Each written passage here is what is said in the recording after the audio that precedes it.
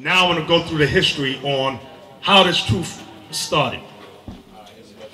1800, a literate blacksmith named Gabriel Prosser taught the slaves through inspiration of the Bible that we were God's people and should rebel against the tyranny of America.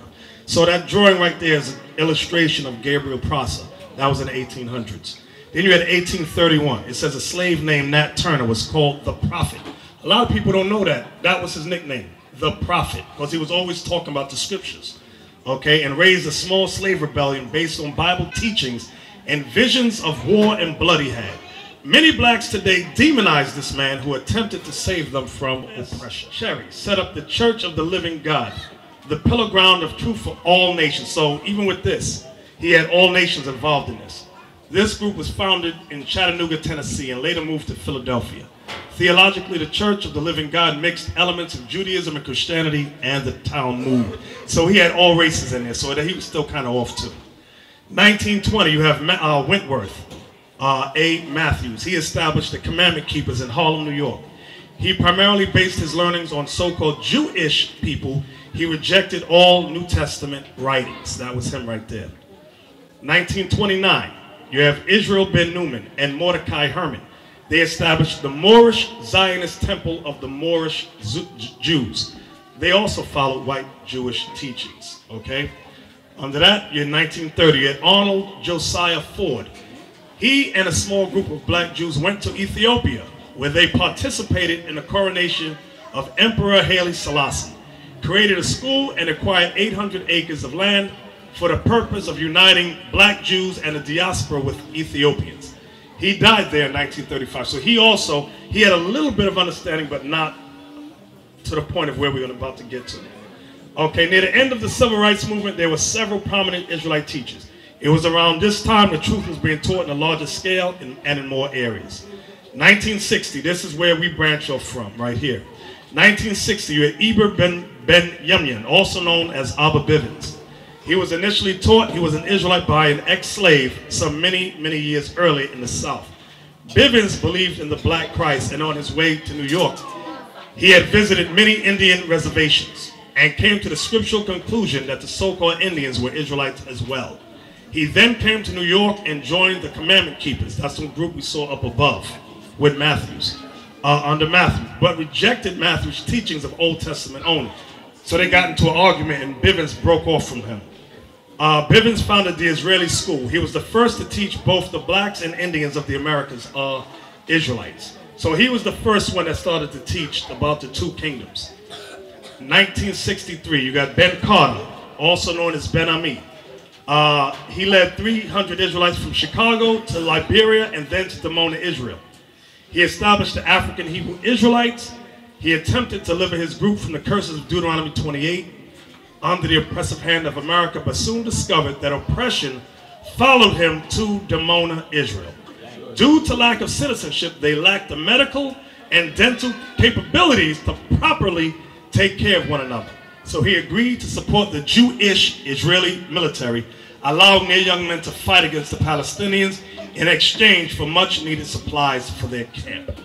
He had to sell his soul just to get a few dental benefits and medical benefits to help his people. He got to send the young men in their war. 1965, William A. Lewis taught a congregation in Grand Junction, Michigan.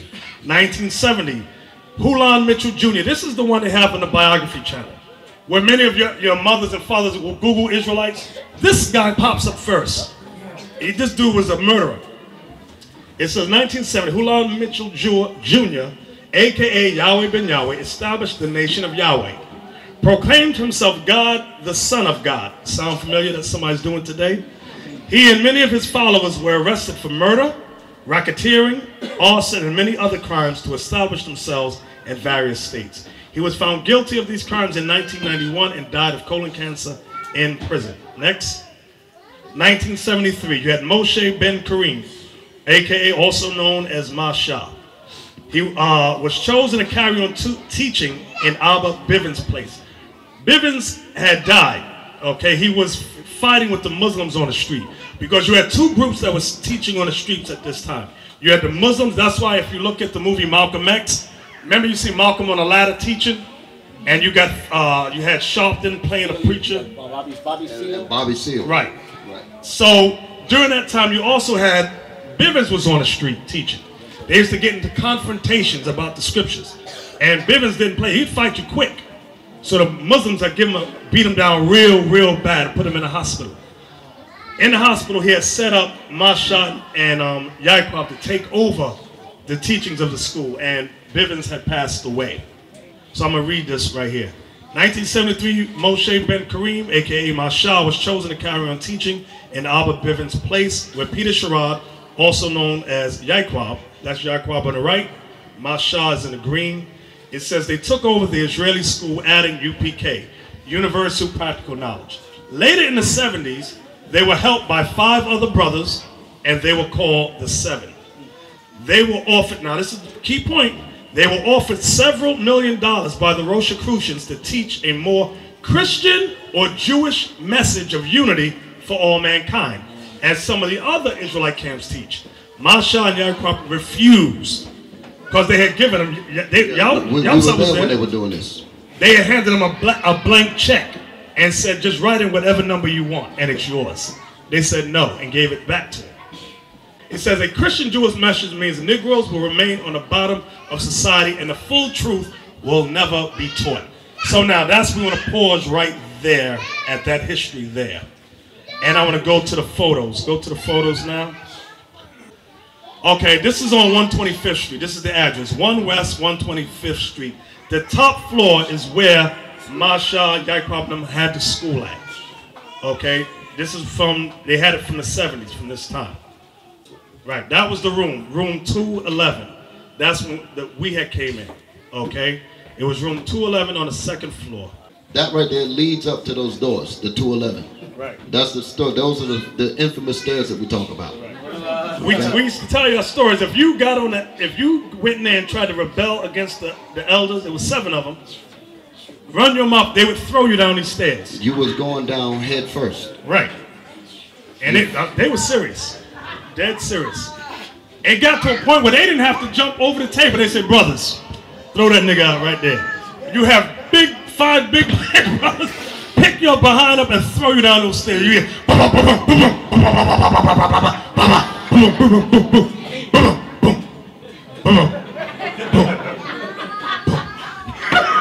We didn't take no mess. This is Lahab, the one in the black.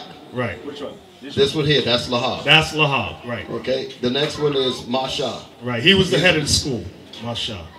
I can't see what that is. That's Ariel behind. That's Ariel on the back. Right, you do have Kazakh. Yeah, He's way in the back. Right. Well, you can barely see him, but that's Kazakh. Is that Shadia? Right. No. Listen. Oh. See what Ariel is with the white turban on. Go back. Right. Now, right next to him. Right there. That's Kazakh. Okay. The next one. That's Kazakh. And the next one. That's Yeshaya. Oh, that's Yeshaya. The next one is Yaquab. That's Ariel's father. Right. That's Ariel's father. And the next one on the far right is Shaw. No. That's the Shaw right there. Right there. That's the 7. That's the 7 that taught all these different 1, 2, 3, 4, 5, 6, 7. That's the 7 leaders that taught all these Israelites that you see out here. The bulk of them come from the understanding that these men set up. So don't let nobody. You got brothers talking about, oh, I taught Nathaniel. No, these was our teachers right there, the ones we named. That's it.